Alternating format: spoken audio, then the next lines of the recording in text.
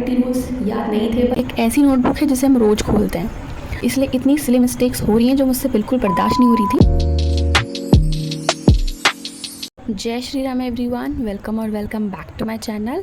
I hope you all are preparing well for the exams. So आज इस video में मैं आपको बताऊंगी कि मैं अपने मॉक को कैसे एनालाइज़ करती हूँ। मुझे पता है अभी एग्ज़ाम पास है तो बहुत सारी सिली मिस्टेक्स हो रही होंगी, आपकी भी एंड मेरी भी हो रही है।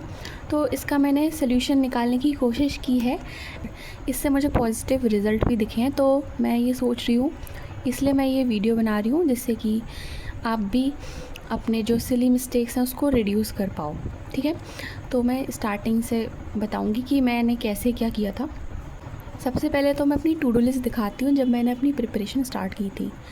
सो ये मेरी टू डू लिस्ट है। जब मैंने अपनी प्रिपरेशन स्टार्ट की थी तो मैं क्या करती थी, जो भी मैं इंग्लिश का सेक्शनल या फिर फुल लेंथ मॉक देती थी तो वो क्या करती थी, मैं टू डू लिस्ट में यहीं पर कॉन्सेप्ट लिख लेती थी, जैसा कि आप देख सकते हो।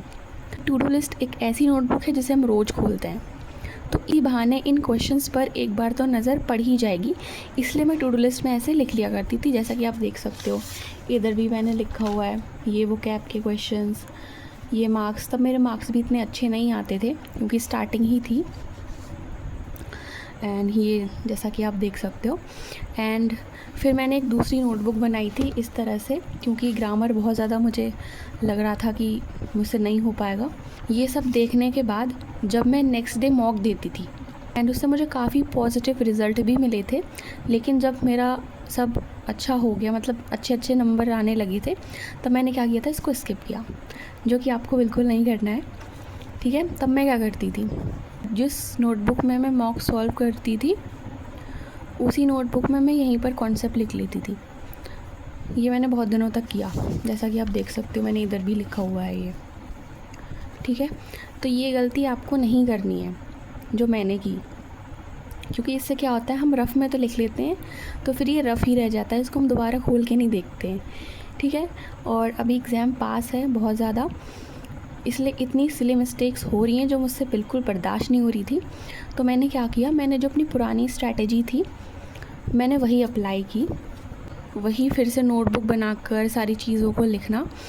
ठीक है, उसमें मैंने 2-3 चीज़ें और ऐड की हैं, जैसे कि ये आप देख सकते हो। जैसे कि मैंने 20 को गाइडली का SBIPO का प्री का जो मॉक दिया था फुल लेंथ, उसमें जो मैंने इंग्लिश में गलतियाँ की थी, पैरा जंबल में मैं कहाँ फंसी थी वो मैंने लिखा, क्या नहीं आया था जिसकी वजह से मेरी नेगेटिव मार्किंग लग गई थी। मैं इसमें वो वाले क्वेश्चंस लिखती हूँ जिसमें मेरे नेगेटिव लगे होते हैं, या फिर मैंने उसको टाइम दिया होता है लेकिन नहीं हो पाता है, वो वाले मैं लिखती हूँ। ठीक है, जिसकी क्वांट्स में मुझे पता था कि ये क्वेश्चन ऐसे सॉल्व होगा, लेकिन मैं कंफ्यूज इतनी हो गई कि मैं मतलब बहुत सारा टाइम मैंने वेस्ट कर दिया, इसलिए मैंने यहाँ पे लिखा हुआ है।